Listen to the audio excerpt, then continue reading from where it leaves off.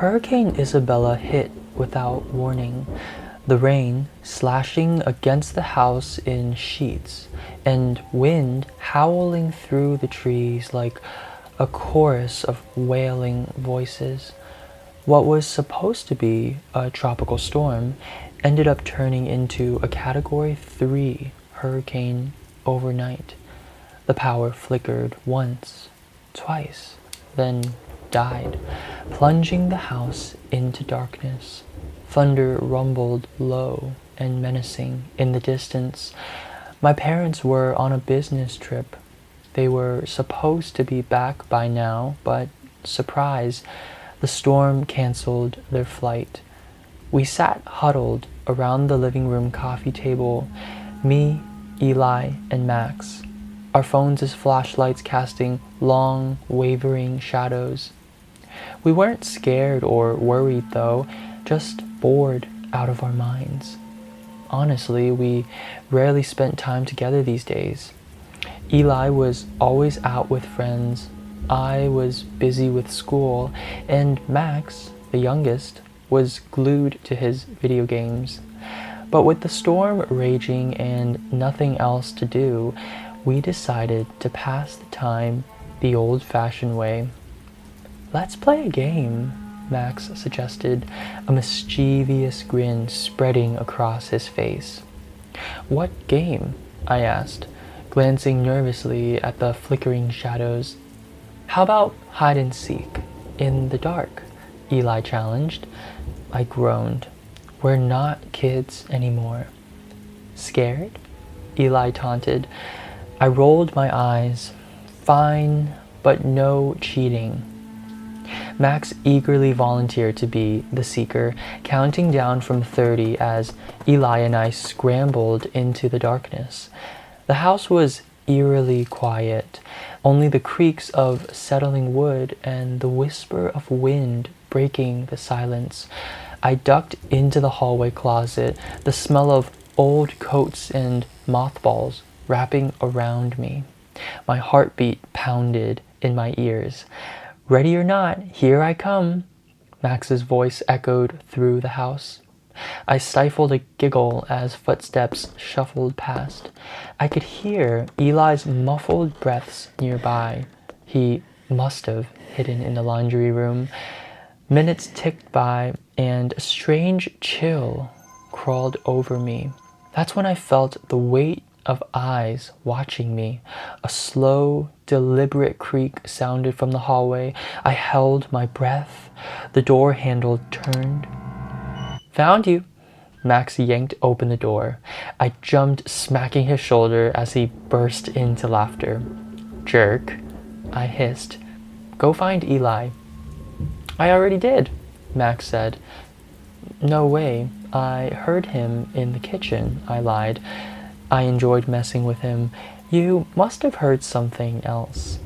Max grinned. "Yes, I did. He's in the basement. He said to look for him there." A chill swept over me. The basement? Eli hates the basement. Max shrugged. He was acting weird, but whatever. Reluctantly, we descended into the basement, the air growing colder with each step.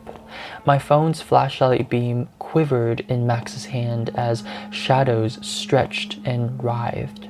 In the far corner, a hunched Eli stood facing the wall. "Eli?" Max called. He twitched but didn't turn. "Cut it out, man," Max snapped. "You're not funny. You lost. Turn around." But he didn't turn around. The silence was loud. His shoulders sat relaxed but tense, almost like he was about to do something at any second. I started getting that dizzying feeling. Something was strangely off about this. Max got impatient and was about to march over to him when I pulled him back. "Stop. It's not safe," was all I could muster out. I started getting the feeling Eli was kind of waiting for us, hoping we would walk over to him.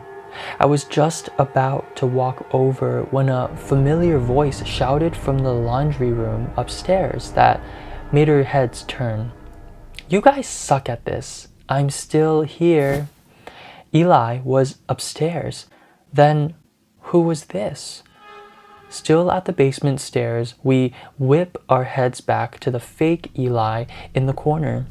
But it was gone, like a snap of a finger. Eli came to the basement door. I was literally waiting forever. Hurry up.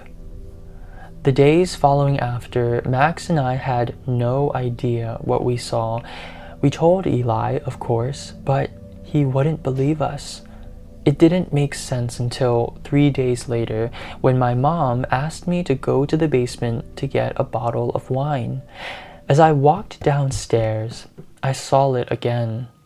The body, identical to Eli's, staring at the same wall with relaxed but tense shoulders. Maybe I was feeling crazy or something, but I just lunged forward right at it, trying to grab it so I could show Eli I wasn't making it up. But as my hands grabbed hold around its body, it made no effort to resist. Actually, it was calm, too calm. When I looked into its face, the eyes were rolled back to its head and a mouth that was drooling. I realized this wasn't an it. This was actually Eli. Later, the doctor asked us to come into the patient room, and it was there we learned he suffered from a rare case of ischemic stroke. To this day, I'm not sure what I saw in that basement that first night. I'm just glad I wasn't the only one who saw it. Needless to say, we refused to ever go into that unfinished basement ever again.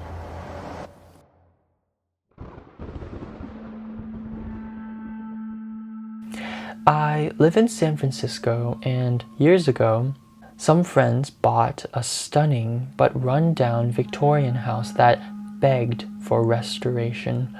Our group of friends pitched in on weekends, scraping paint and fixing what we could. One afternoon, we pried open the closet door that had been painted shut for who knows how long.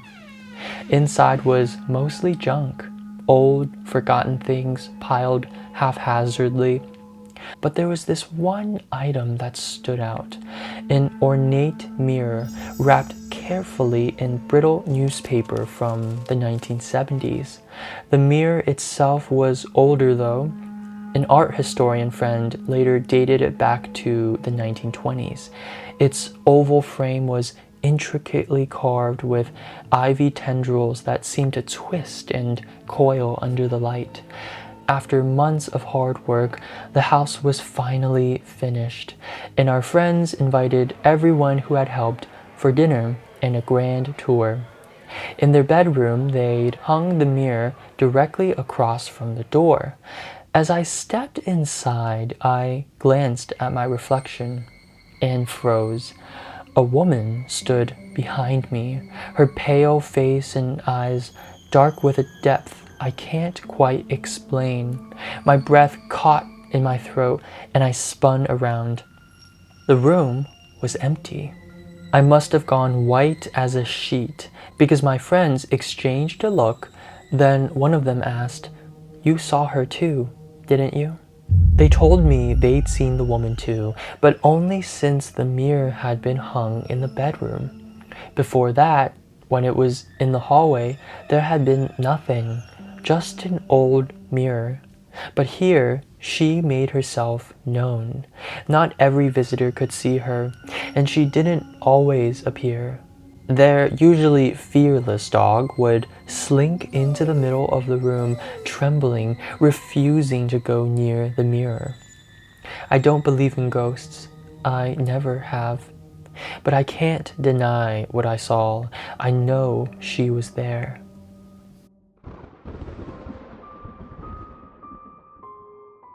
When I was a teenager, I was visiting my family in the north of Portugal.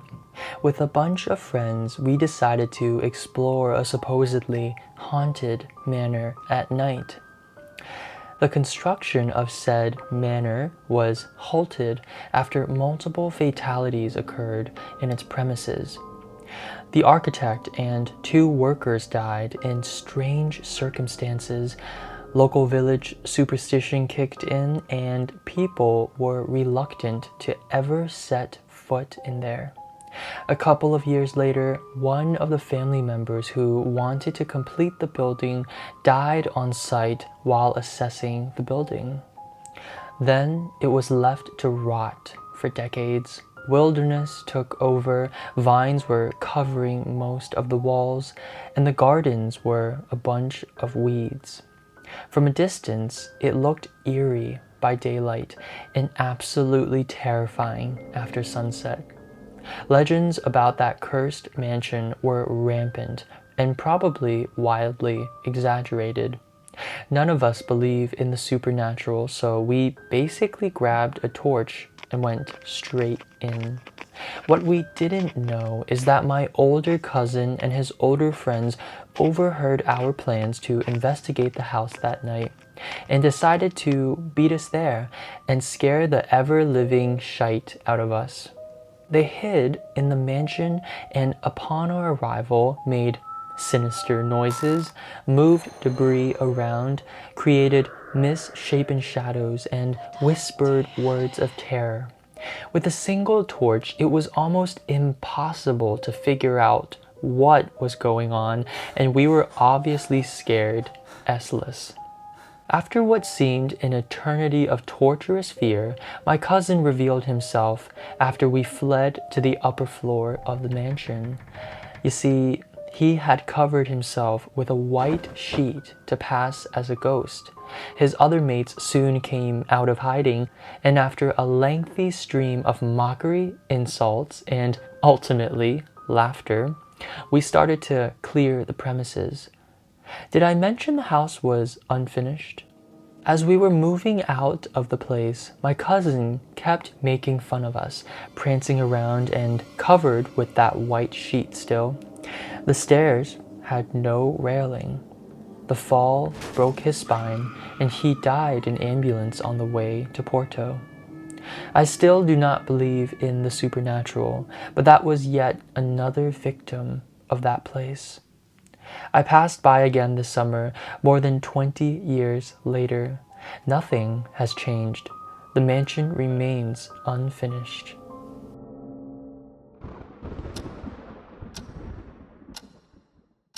There was a small, unassuming shop tucked away in a quiet corner of the city, a place where the scent of old leather, varnish, and metal hung thick in the air. It belonged to Emil, a watchmaker whose age was as indeterminate as the countless timepieces lining the shelves. He was a peculiar man, soft-spoken, meticulous, and seemingly out of time himself. Every day, Emil worked with quiet devotion, repairing watches with hands gnarled from years of tinkering. He could coax a heartbeat from a timepiece that had been long silence, earning the admiration of those who visited. But despite his skill, Emil lived a solitary life, a relic lost in the pace of a bustling world. One dreary winter's evening, a boy named Leo stumbled into the shop. The child was small, with a mop of messy hair and a gaze far too old for his years. He clutched a broken pocket watch, its glass cracked and hands frozen. "It was my father's," he mumbled. "Can you fix it?" Emil examined the watch. A beautiful piece, once elegant but now tarnished. He nodded. "Come back in a week." Days passed, and the shop echoed with the rhythmic tick-tock of clocks as Emil worked. He polished the watch's casing, mended its gears, and aligned its hands. But when he finished, he hesitated. Something tugged at him, a notion that wouldn't let go. When Leo returned, Emile handed over the pocket watch, its silver gleaming like new. The boy beamed, but Emile spoke. "Take good care of it. Time can be fickle." The boy's smile faded, replaced by a look of wary understanding. Months went by and Leo became a frequent visitor. Emile taught him about cogs, springs, and escapements, sharing secrets of timekeeping. But Emile himself seemed to change, moving slower, coughing more. Winter turned to spring, and one day Leo found the shop shuttered. A neighbor informed him Emile had passed away in his sleep. Heart heavy, Leo walked home. He glanced at the pocket watch, its face ticking serenely. And then, with a start, something strange was realized by Leo. The watch had stopped at the exact moment Emile had died. Bewildered, he opened the casing and found an inscription.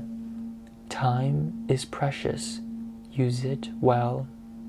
And then the watch ticked once more.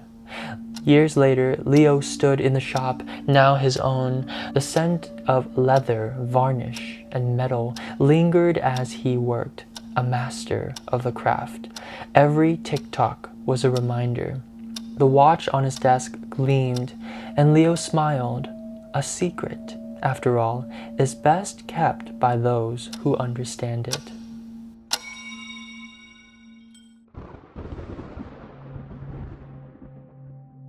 When I was in the 6th grade, my mother and I were searching for a new house. We had spent the entire day trudging through properties, each one blurring into the next. Some were too small, some too old, and a few felt more like haunted shells than homes. We were exhausted when we pulled up into the last house on the list. It sat at the end of a quiet street lined with bare trees whose branches tangled like gnarled fingers. The air was heavy and a cold breeze carried a metallic tang, something bitter and unsettling. Inside, the house was eerily quiet, the kind of silence that settles only when a place has been empty for too long. Wooden floors groaned under our steps, and the wallpaper peeled away in strips like old, tired skin. My mom and I wandered from room to room. The living room had a cold fireplace with a soot-stained mantel, and the kitchen smelled faintly of mildew. But despite the gloom, my mom seemed charmed, her eyes lighting up as she imagined painting walls and hosting holidays. Then we reached to the back of the house. A narrow hallway led to a small door, its paint chipped and handle tarnished. My mom opened it and we stepped into a small, cramped room. The air was frigid, and the walls were painted a faint, sickly blue. The color was wrong, like the pallor of a bruise. A rotting armchair slouched in the corner, and an old, broken clock sat on a dust-caked shelf, its hands stuck at exactly 3:17.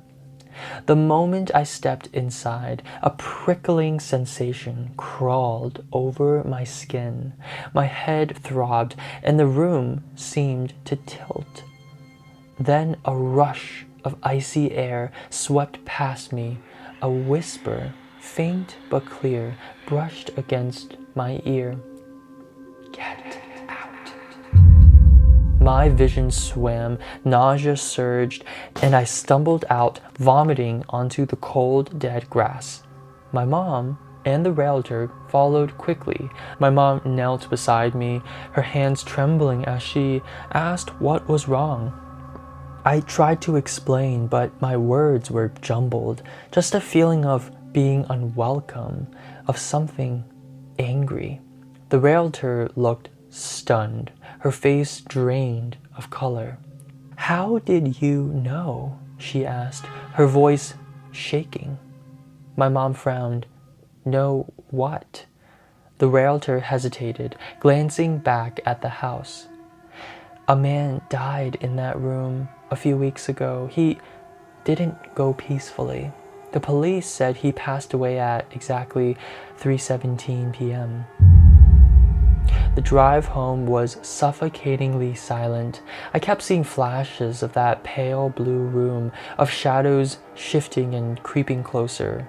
I looked into the house's history and found a thread of tragedy, an inheritance battle, accusations, and a violent end.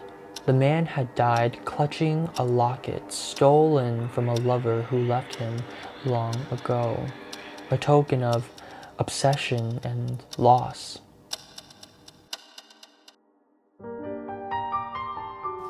Those are the stories I have for you guys tonight.